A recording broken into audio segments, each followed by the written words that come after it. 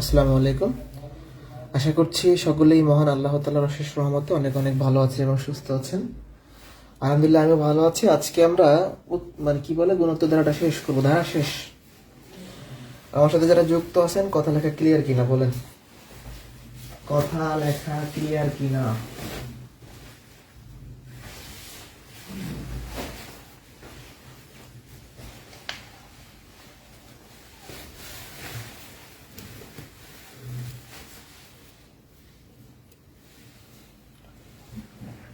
তাহলে আজকে ধারাটা শেষ হয়ে গেল না?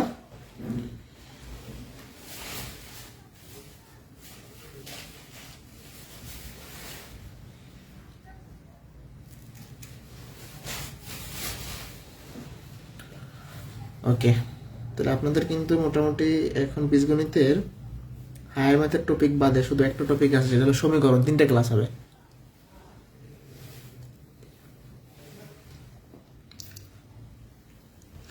আমি এই যারা ক্লাস করতেছেন সবাইকে যেন শেষ ক্লাস পর্যন্ত পাই।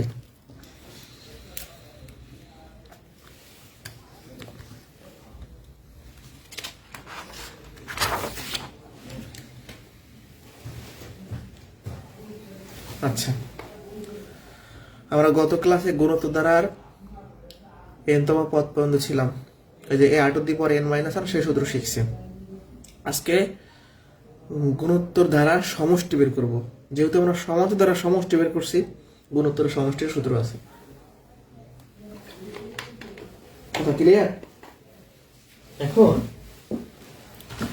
এই বিষয়টা একদম ক্লিয়ার থাকতে হবে, 100%। কি ক্লিয়ার? গুণোত্তর ধারার সমষ্টি বের করার সূত্র একই টাইপের, অর্থাৎ এলোমেলো নাই। তাহলে দেখেন আমি দুইটা সূত্র লিখছি, দুইটার চেহারা কাছাকাছি। মেন কথাটা হলো গুণোত্তর ধারার সমষ্টিটা নির্ভর করে সাধারণ অনুপাতের উপরে, মানে আর এর উপরে। তাহলে কথাটা কি বলছে আরেকবার বলি। গুণোত্তর ধারার সমষ্টি নির্ভর করে সাধারণ অনুপাতের উপরে। তাহলে আমার যখনই সমষ্টি লাগবে গুণোত্তর ধারার ক্ষেত্রে, তখনই আমার আগে চেক করতে হবে সাধারণ অনুপাত। দেখেন 2 + 6 + 18 প্লাস ডট ডট ধারাটার 8টি পদের সমষ্টি। এখন সমষ্টির সূত্র ভাই দুইটা আছে, a × r⁻n−1 বাই r−1। আরটা হলো a, মানে এইটা অনটা আগে হবে, আরটা পরে হবে। আমরা যখনই সমষ্টি বলবে আগে আর বের করবো, সাথে সাথে আর বের করে ফেলবো। তাহলে এদের আর কত হবে? দ্বিতীয় পদ ভাগ প্রথম পদ 3। এখন আপনারা বলেন 3 এই সংখ্যাটা একের ছোট না বড়? একের বড়। যদি আর এর মানটা একের বড় হয়, মানে আর গ্রেটার দেন অন হয়, তাহলে সূত্র হবে প্রথমটা। আর আর এর মানটা যদি একের ছোট হয়, মানে 0.5 বা মাইনাস হয়, তখন সূত্র হবে এইটা। দুটো একই সূত্র। আটটা যদি একের বড় হয় তাহলে আর আগে থাকবে, এক পরে থাকবে। আর আটটা যদি একের ছোট হয় তাহলে এক আগে থাকবে, আর পরে থাকবে। কথা ক্লিয়ার? এ দুটো কিন্তু কম্পেয়ার করে পড়তে হবে, একই জিনিস। ওকে, তাহলে আমরা বুঝে গেছি আর যেহেতু একের বড়, তাহলে প্রথম সূত্রটা নিতে হবে।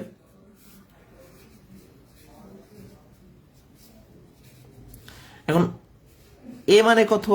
2। জাস্ট মান বসান। 2, আর এর মান হচ্ছে 3, এন এর মান হচ্ছে 8টা পদ, তাহলে এন এর মান 8 - 1, আর এর মান হচ্ছে 3 - 1। তাহলে এই নিচে 2 উপর 2 কাটা যায়, থাকে 3 × 8 - 1। এটা ক্যালকুলেশন করতে হবে, না করলে রেখে দিল, সমস্যা নেই। 3 এর পর 8 করে 1 বিয়োগ করলে ম্যাথ শেষ হয়ে গেল। ম্যাথ কিন্তু আমাদের শেষ হয়ে গেল। এর পরবর্তী প্রশ্ন, এই ধারাটার প্রথম 7টা পদের সমষ্টি বলছে।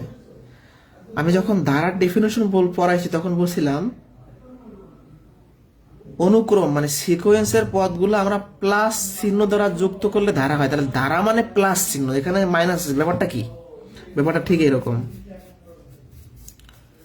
ব্যাপারটা ঠিক এরকম, ঠিক আছে? ধারা মানে প্লাস চিহ্ন থাকবে, এটাকে আমি মডিফাই করে নিলাম, যে প্লাস চিহ্ন বানাইলাম। এখন আমার যেহেতু সমষ্টি বলছে, গুণোত্তর দ্বারা সমষ্টি মানে আগে আর বের করা লাগবে। দ্বিতীয় পদ -4, প্রথম পদ 2 -2 -2। এই সংখ্যাটা একের ছোট না বড়? একের ছোট। তো একের ছোট হলে দ্বিতীয় সূত্রটা হবে। এটা আমাদের সূত্র। আর নিচে হলো 1 - r, এ মানে প্রথম পদ 2, আর হচ্ছে -2, -2 পাওয়ার হচ্ছে n, এর মানটা কত, 60টা পদ বসছে, তাহলে 7, সেকেন্ড ব্র্যাকেট দিতে পারো, এরকম কোনো সমস্যা নেই, আর এর মানটা -2। এবার এখানে একটা ব্যাপার শেখার আছে, সেটা একটু ক্লিয়ার করি।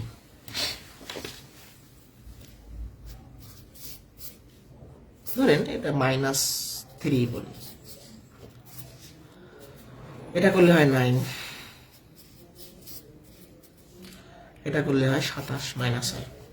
এখানে একটা শেখার বিষয় আছে, ম্যাথের বেসিক একটা কনসেপ্ট। পাওয়ার যদি জোর হয় তাহলে মাইনাস থাকে না, পাওয়ার যদি বিজোড় হয় তাহলে ভিতরের মাইনাসটা থেকে যায়। কথাটা একদম এক কথায় ক্লিয়ার। কি বলছি? ধরেন আমি লিখলাম -2 এর পাওয়ার 8, ঠিক আছে? তাহলে -2 এর পাওয়ার 6 মানে 64, 7 মানে 108, 256 এরকম কিছু একটা হবে, যাই হোক 2 এর পাওয়ার 8 করলে 256।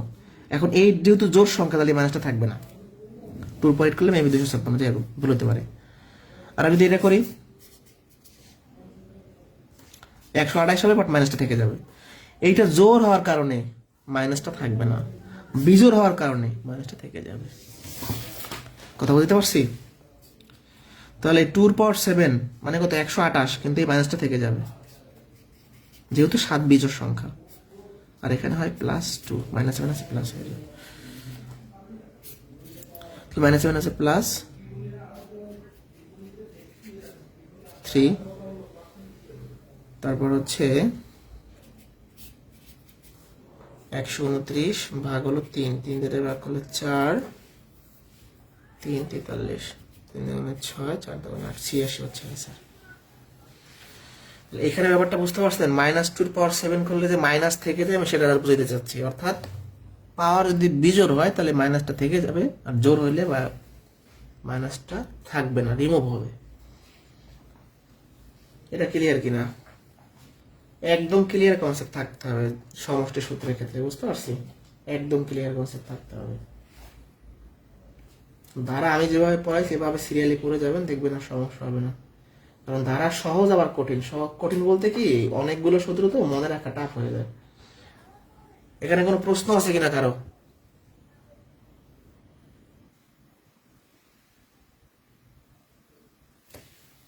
ওকে, পরের প্রশ্ন যদি থাকে এবার করে নেবেন।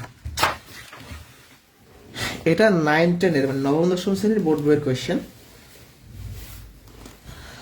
n সংখ্যক পদের সমষ্টি দেওয়া আছে 254, তাহলে দেয়া আছে n সংখ্যক পদের সমষ্টি 254, এটা দেয়া আছে। তাহলে n সংখ্যক পদের সমষ্টি, আর সূত্র তো দুইটা, আমি কোনটা নিব? আগে আর এর মান চেক করতে হবে। 4 ভাগ 2, তাহলে 2 অবশ্যই 1 এর বড়, তাহলে প্রথম সূত্রটা হবে। প্রশ্নে দেওয়া আছে n সংখ্যক পদের সমষ্টি 254, তাহলে এটা সূত্রে বসাই প্রথমটা। এই মাইনাসটা কিন্তু উপরে না, নিচে। এ মানে প্রথম পদ 2, আর হলো 2, এর মানটা আমরা জানি না, এর মানে তো আমাদের বের করতে হবে। সহজ আছে এটা। এই দুই থেকে 1 বিয়োগ করলে 1 থাকে, তাহলে উপরে এটা থাকতেছে।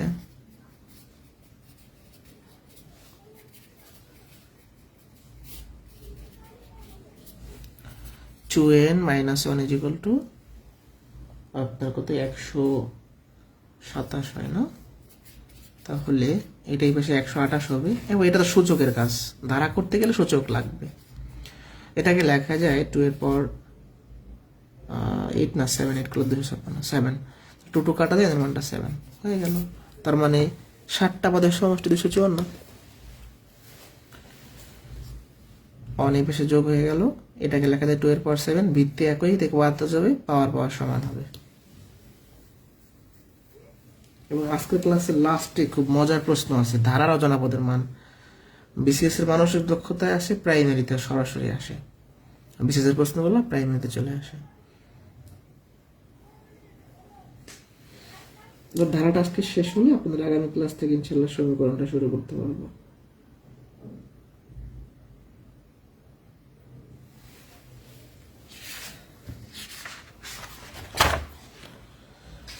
ধারার গুণিত ধারার অসীম পদ। আচ্ছা, এটা একটু ভালো করে বোঝাইতে হবে, যেহেতু এখান থেকে অলরেডি বিসিএস পিলিতে ইতোমধ্যে 2টা প্রশ্ন চলে আসছে, আবার আসতে পারে, এটা একটু বুঝাই বলি। আচ্ছা দেখেন, আমি বললাম কি, একটু খেয়াল করেন,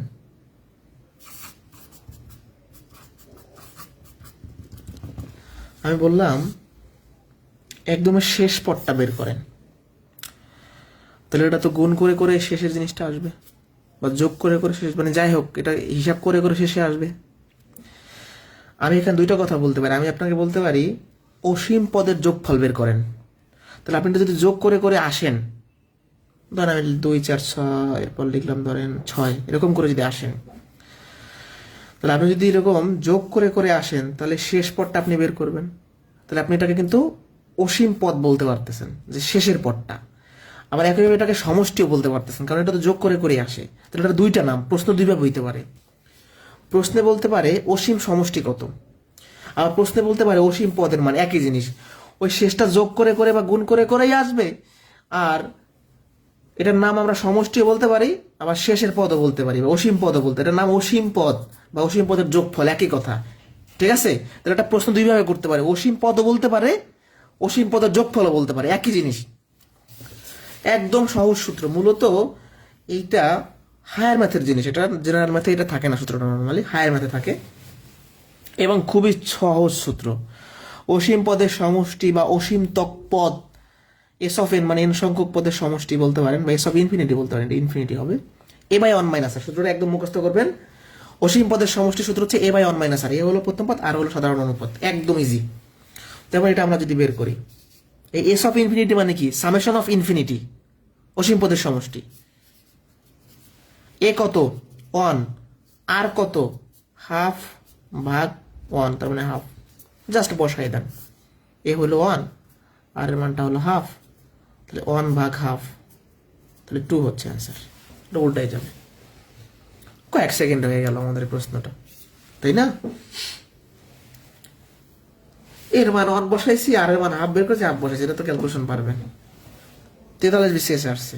তা আমি বলছি ভাই, ধারা মানে প্লাস চিহ্ন, যখনই ধারার মধ্যে মাইনাস থাকবে আমি সেটাকে প্লাস করে নিব, মানে দরকার নাই নেওয়ার, বাট আপনি বোঝার জন্য নিতে পারেন। এটাকে এইভাবে লেখা যায় না,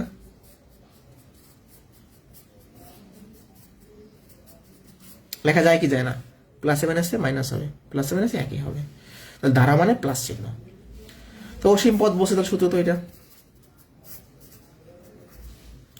এ হলো 1/4, আর এর মানটা আমরা বের করি,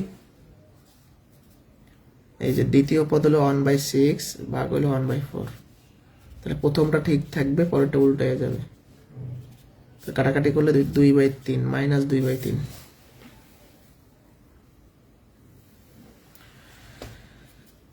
এর মানটা কত 1/4, আর এর মানটা হচ্ছে মাইনাস 2/3,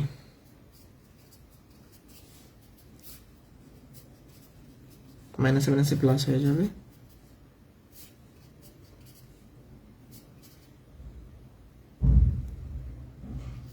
এটা যোগ করলে এটা হবে। হ্যাঁ, তাহলে উপরটা ঠিক থাকবে, এটা উল্টো হয়ে যাবে, 3 উপরে 5 নিচে, তাহলে 3 4 5 20, এটাই হবে আনসার, এটা অপশনে থাকবে। জাস্ট আপনি এই একটা সূত্রে ভাই মান বসাইবেন, অসীম পদ বলুক অসীম তক সমষ্টি বলুক, একই কথা।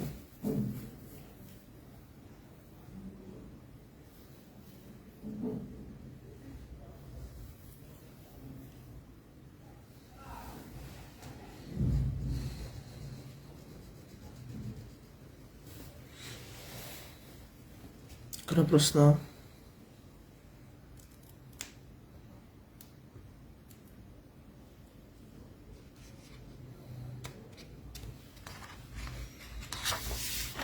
পরে দশমিকের থেকেও প্রশ্ন আসে, তো এটা করতে পারেন, একই জিনিস, অসীম পদের সমষ্টি, সূত্র তো এটাই। আর এর মানটা কত, আর এর মানটা কত, এ মানে তো 0.3, আর এর মানটা কত,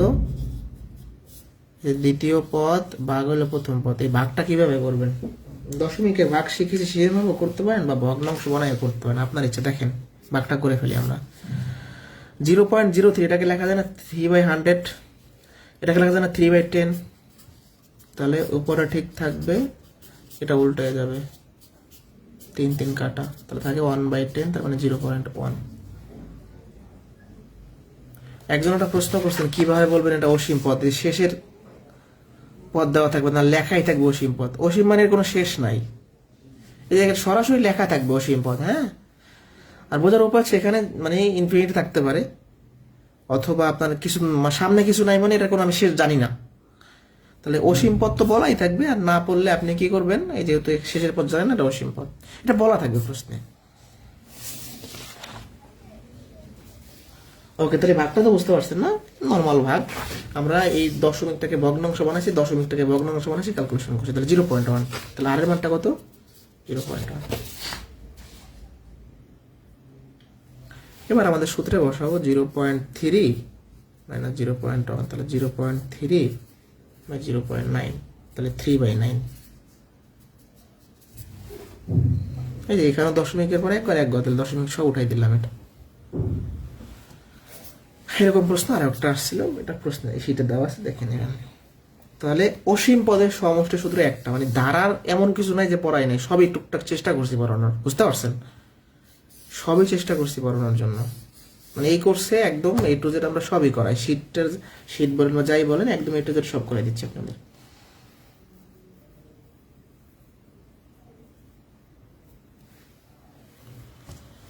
আচ্ছা, এটা সহজ, এই জিনিসটা একদমই সহজ কিন্তু গুরুত্বপূর্ণ, সহজ কিন্তু গুরুত্বপূর্ণ।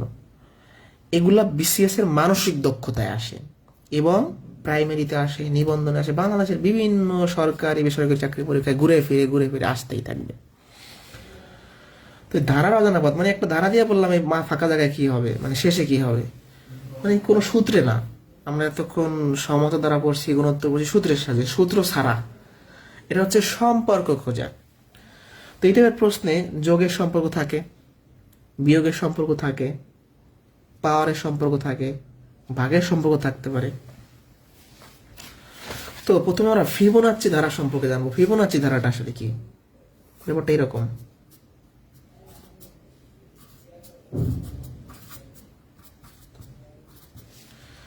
মানে দুইটা সংখ্যার যোগফল তৃতীয় সংখ্যার সমান, দুইটা সংখ্যার যোগফল তৃতীয় সংখ্যার সমান, 5 আর যোগ করলে 13, 13 আর 21 যোগ করলে পরবর্তী সংখ্যাটা হবে। অর্থাৎ এই দেখেন, দুইটা যোগ করলে 3 নম্বর সংখ্যাটা পাওয়া যায়, দুইটা যোগ করলে পরবর্তীটা পাওয়া যায়। পরপর দুটো সংখ্যার যোগফল পরবর্তী সংখ্যার সমান হইলে এটা হচ্ছে ফিবোনাক্কি বা ফিবোনাচ্চি যাই বলেন, ধারাটা বলা হয়। তাহলে এই প্রশ্নে এটা ফিবোনাচ্চির প্রশ্ন না বিয়োগের প্রশ্ন কিচ্ছু বলা থাকবে না, আপনাকে সম্পর্ক খুঁজতে হবে। আপনি এই টাইপের কোশ্চেন দেখলে আগে দেখবেন যোগের কোনো সম্পর্ক আছে কিনা। 2 এর যোগ করলে 3, 3 দিয়ে যোগ করলে 5, তাহলে যোগের সম্পর্ক আছে। যোগের না থাকলে বিয়োগের চেষ্টা করবেন, বিয়োগের না থাকলে আপনি গুণের চেষ্টা করবেন। যাই হোক, 1 আর 2 যোগ করলে 3, 3 দিয়ে যোগ করলে 5, 5 3 যোগ করলে 8, 8 আর 21, 21 হতে 34, তাহলে এই দুইটা যোগ করলে পরবর্তী সংখ্যাটা হবে 55। অ্যান্সার শেষ, এটা 55। এই দেখেন, 1 আর 2 3, 3 2 5, 5 3 8, 8 আর 21, 21 আর 34, 34 আর 21 মিলে 55। এই ম্যাথটা অনেকে ফাঁদে পা দেয়, লিখে দিলাম ফাঁদে পা দেয়। মানে কি? মানে হলো এই ধরনের অষ্টম পদ চাইছে, তো এটাও যোগের সম্পর্ক। দেখেন 1 আর 1 যোগ করলে 2 হয়, 2 আর 1 যোগ করলে 3 হয়, 3 যোগ করলে 5 হয়, 5 3 8 হয়। তো পরবর্তী এটা আমি লিখি আগে, তো ফাঁদটা আমি দেখাই। তো তারা 8 5 13 হবে, এটা অনেকে অ্যান্সার দেখায় 13 অপশনে থাকবে, কিন্তু আপনার অষ্টম পদ বলছে, পরবর্তী পদ কিন্তু বলে না। কয়টা আছে? 3 3 6টা। তাহলে আপনি যেটা বলেছেন সপ্তম পদ, তাহলে 21 হবে অ্যান্সার। ফাঁদ যারা এখনো বোঝেন নাই, এই পরবর্তী সংখ্যাটা হবে 13, কিন্তু 13 অ্যান্সার না কেন? অষ্টম পদ চাইছে। আপনি গুণে দেখেন 8টা পদ হয়েছে কিনা, 1 2 3 4 5 6, 6টা দেওয়া ছিল, তাহলে আপনি একটা বের করেন মানে 7টা হয়েছে, তাহলে আর একটা লাগবে। তাহলে এই ফাঁদে পা দেওয়া যাবে না, আগে প্রশ্ন ভালো করে পড়া লাগবে যে অষ্টম পদ চাইছে নাকি পরবর্তী পদ চাইছে। তাহলে এই ধুম করে দাগাই 13 দাগানো যাবে না। এই পর্যন্ত বুঝতে পারছে কিনা?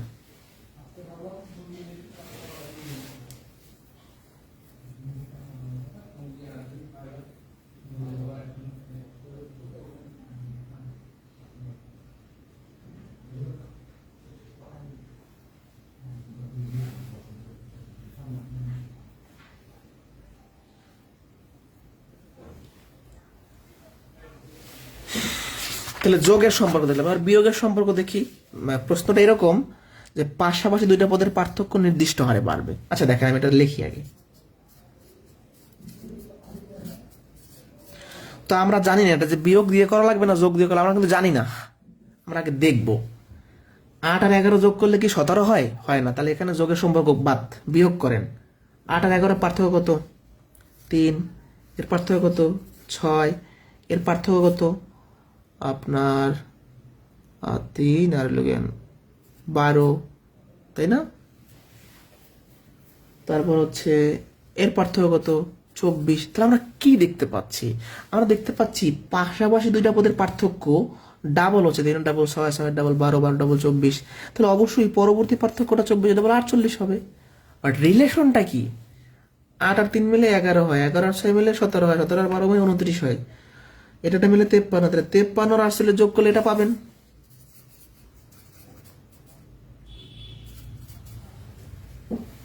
হয়ে গেল। যারা বুঝি নেই আর একবার, এদের পার্থক্য 3, এদের পার্থক্য, তাহলে পার্থক্য ডাবল হচ্ছে। 3 ডাবল 6, 6 ডাবল 12, 12 ডাবল 24, 24 48। এটা যদি 24, তাহলে পরে পার্থক্য অবশ্যই 48 হবে, যেটা দ্বিগুণ হচ্ছে। তাহলে সম্পর্কটা আসলে এরকম 8 আর 3 11, 11 আর 6 17, 17 আর 12 29, 53। তাহলে 101 হচ্ছে অ্যান্সার। ঠিক আছে? তাহলে পার্থক্য ডাবল হইতে পারে, পার্থক্য 1 2 3 এরকম 1 করে বাড়তে পারে, 3 গুণ হইতে পারে, 4 গুণ হইতে পারে, এটা কোনো বলা যাচ্ছে না কি হবে। এই প্রশ্নটা তো আমরা জানি না এটা যে যোগ দিয়ে করবো না বিয়োগ দিয়ে করবো। 19 আর 33 যোগ করলে কি 51 হয়? হয় না। তাহলে এটা যোগের সম্পর্ক নাই, খোঁজা লাগবে বিয়োগ। ঠিক আছে, আমাদের খুঁজতে হবে বিয়োগ। তো আমরা এটা পার্থক্য দেখি, পার্থক্য কত হয়? 14 নাকি? 14 না?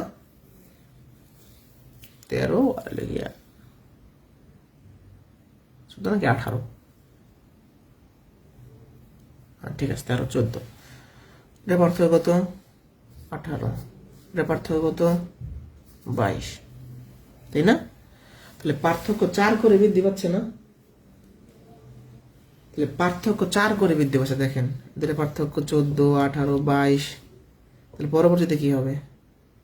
26। এদের যোগ করেন 33, এদের যোগ করেন এইটা, এদের যোগ করেন এটা, তাহলে এইটা যোগ করলে এটা পাবেন 99 হচ্ছে অ্যান্সার। তাহলে এখানে পার্থক্য 4 করে বৃদ্ধি হয়েছে। বাই 4 করে বৃদ্ধি পাইতে পারে, দ্বিগুণ হইতে পারে, 3 গুণ হইতে পারে, 1 করে বৃদ্ধি পাইতে পারে, ডাবল হইতে পারে, এটা বলা যাচ্ছে না কি হবে। বাট এটা আপনি করলেই পারবেন। এগুলো প্র্যাকটিস, প্রচুর প্র্যাকটিস করতে হবে এটা।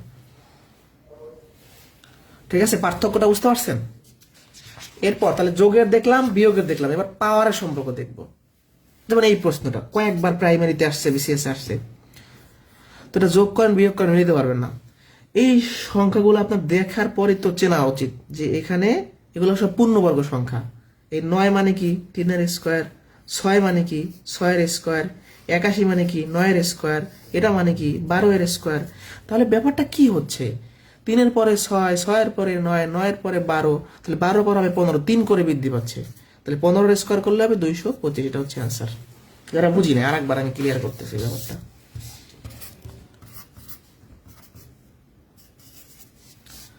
এটা মানে কি? 3 এর স্কোয়ার। এটা মানে কি? 6 এর স্কোয়ার, 9 এর স্কোয়ার, 12 এর স্কোয়ার। অর্থাৎ ভিত্তি 3 করে বৃদ্ধি পাচ্ছে। তাহলে পরবর্তীটা হবে 15 এর স্কোয়ার, 12 আর 3 15। এর অ্যান্সার কত হবে? 225। খুব মজা। এটা ভেরি ভেরি ইম্পর্টেন্ট। 17তম বিসিএসে আসছে, লাস্ট প্রাইমারিতে আসছে। তো এটা দেখেন পূর্ণ ঘনসংখ্যা। এই যে এটাকে লেখা যায় 3 এর পাওয়ার 4, এটাকে লেখা যায় 3 এর পাওয়ার 3, মাঝখানে কি হবে আমি জানি না। এটাকে লেখা যায় 3 এর পাওয়ার 1, 1 কে লেখা যায় 3 এর পাওয়ার 0, তাহলে মাঝখানে হবে 3 এর পাওয়ার 2। অর্থাৎ ভিত্তি ঠিক থাকবে, পাওয়ার 1 করে বৃদ্ধি পাবে, 9 হবে অ্যান্সার। যারা প্রশ্ন করবেন যে ভাই আপনি কিভাবে বুঝলেন যেটা 3 এর হবে, আমি তো 81 আর 27কে দেখে চিনে ফেলছি যে এরা তো পূর্ণ ঘনসংখ্যা। এটাকে লেখা যায় 3 এর পাওয়ার 4, মানে পূর্ণ ঘন বলতে পূর্ণ ঘন না, 81 দ্বারা পূর্ণ ঘন না, মানে ব্যাপারটা হচ্ছে এরকম। এইটা দেখে আমি পূর্ণ ঘন চিনছি, তার মানে 3 এর একটা সম্পর্ক আছে। এই যে দেখেন এটা কিন্তু পূর্ণ ঘন সংখ্যা, এই বুঝতে পারছি। তাহলে এইটাকে যখন আমি চিনে ফেললাম, তাহলে বাকিটা দেখি যে এর সাথে হ্যাঁ এটা আমার জানা আছে, 3 এর পর 4 করলে 81 হয়, এবার তো বুঝে গেছি। তাহলে 3 এর স্কোয়ার করলে 9 হবে মাঝেরটা। না বুঝলে বললেন আমাকে, হ্যাঁ। তিনের পর শূন্য করলে 1 হয়, তিনের পর 1 করলে 3 হয়, মাঝখানে কি হবে জানি না। তিনের পর 3 দিলে 27 হয়, তিনের পর 4 দিলে 81 হয়, তাহলে মাঝখানে অবশ্যই তিনের পর 2। তাহলে একটা পাইলেন যোগের ম্যাথ, এবার বিয়োগ, এবার পাওয়ার গেল, এবার লাস্ট একটা আছে মিশ্র ধারা। এইখানে ব্যাপারটা হচ্ছে আপনি কোনো আসলে যোগ বিয়োগ গুণ ভাগ কিচ্ছু করে সম্পর্ক পাইবেন না। দেখেন এটাকে আমি লিখি, আপনি যোগ করেন মিলবে না, বিয়োগ করেন মিলবে না, ভাগ করেন মিলবে না, কিচ্ছু মিলবে না, পাওয়ার মিলবে না। যখন দেখবেন যে আপনি কোনো কিছুতে আর পারতেছেন না, তখন বুঝবেন ওখানে দুইটা ধারা আছে।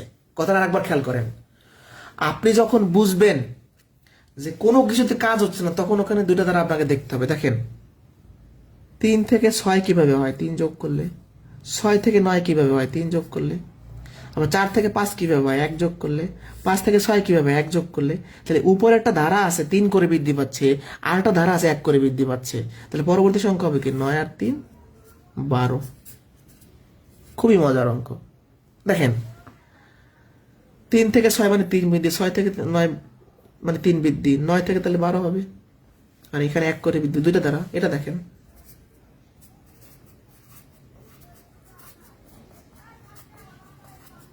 আপনি যোগ বিয়োগ কোনো কিছু করে নিতে পারবেন না। এবার দেখেন 3 থেকে 4 মানে 1 বৃদ্ধি, 4 থেকে 5 মানে 1 বৃদ্ধি, 5 থেকে 6 মানে 1 বৃদ্ধি, 6 থেকে 7 মানে 1 বৃদ্ধি, 5 থেকে 8 মানে 3 বৃদ্ধি, 8 থেকে 11 মানে 3 বৃদ্ধি, 11 থেকে 14 মানে 3 বৃদ্ধি। তাহলে পরবর্তীটা কি হবে, 14 আর 3 17।